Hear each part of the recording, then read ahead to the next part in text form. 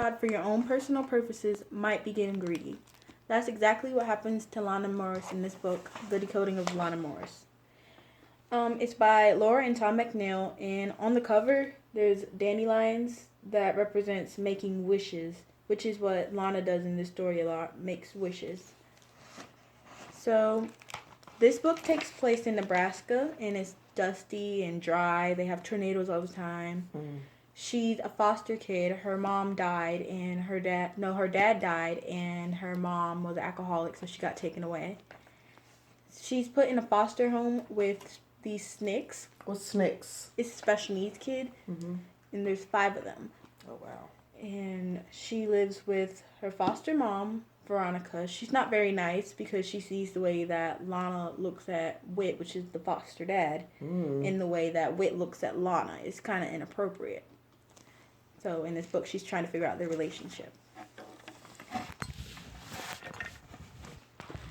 In the start of this book, it starts off with Lana getting into the house, and she realizes she doesn't really want to be there because, she's with special needs kids, and a lot of people don't like being around people like that, which was her mindset in the beginning of the story.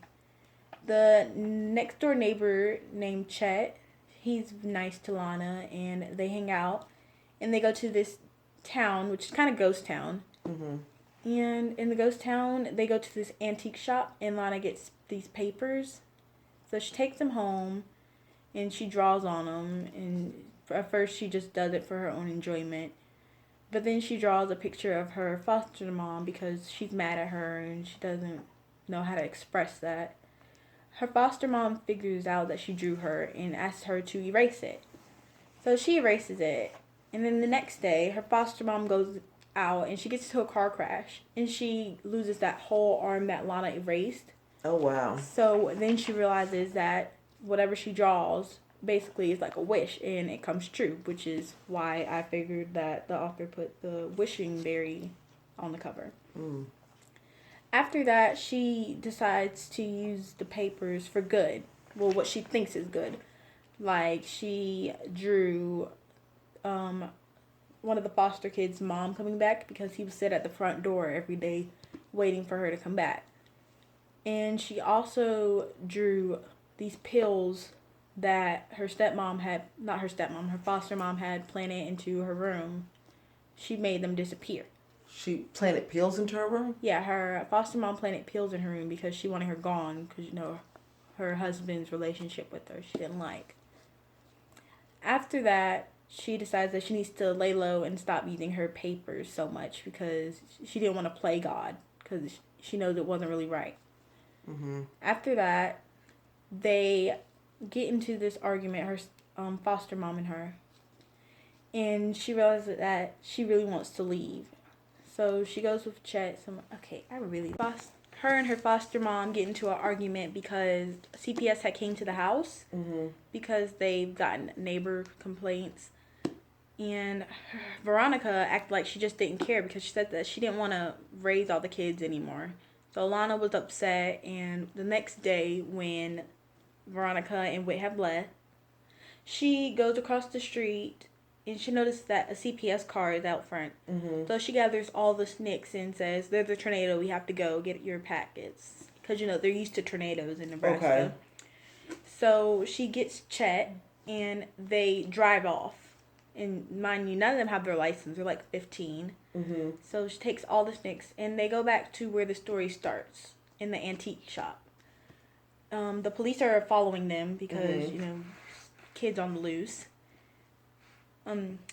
And yeah.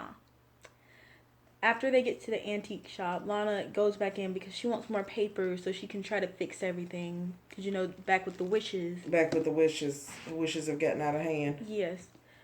And so she gets there. The police catch her and they gather all the SNCCs and Chet and they take them to the park. And the antique shop owner, she relates with Lana because she had a special needs grandson.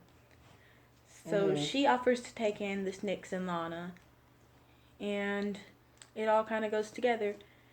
But there was still one more sheet of paper left that one of the SNCCs, Tilly, have drawn on. And she was worried about what the paper was because she was hoping it wasn't anything bad. So in this expert, you will see what it is.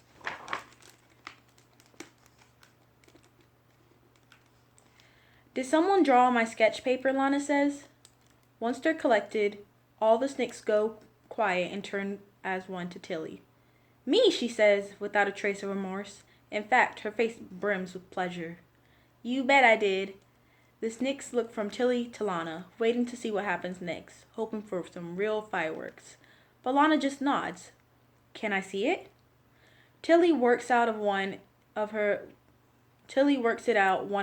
front leg pockets and hands it folded to Lana.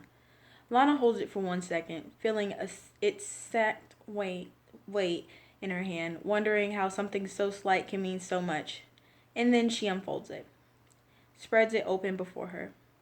On the page, Tilly has drawn a large circle, with a cluster of smaller circles drawn inside the large one. The lines are loose and fluid, which means to suggest is hard to say. Lana stares at it and just keeps staring. The smaller circles she notices are elongated and almost oblong. Finally, Chet speaks. Tilly says it's a drawing of something in particular, but she won't say what. Suddenly, Lana is through looking at the drawing. She raises her eyes from it and turns to Tilly, who is smiling and turns right back at her. Guess, Tilly says. But Lana doesn't have to guess. She knows. And with this knowledge, is a kind of liquid warmth spreads through her. It's a nest, she says. A nest with eggs in it. Tilly's smiles crack wider, and her head begins to bob up and down. She seems to be getting ready to explode with sheer pleasure. Yes, she says. Yes, yes, yes. It's perfect, Lana says. You're perfect. And in this expert, it all comes together because Lana was worried about the wishes. But then she notices that all the wishes come together. Mm-hmm. And Tilly has drawn all the family together, which is all what she wanted. Oh, like the nest is the family. Yeah, the nest is the family. Okay. This all goes back to the theme of making wishes to make things better. Lana made her first wish so her foster mom would be happy with her. She makes the second one to make Garth happy. And the last wish that she makes so that she won't get in so much trouble. And this wish brings all the family together. So, this is the book, The Decoding of Lana Morris, and hopefully you should read it because it's really nice. It sounds really interesting. Yeah. Thank you.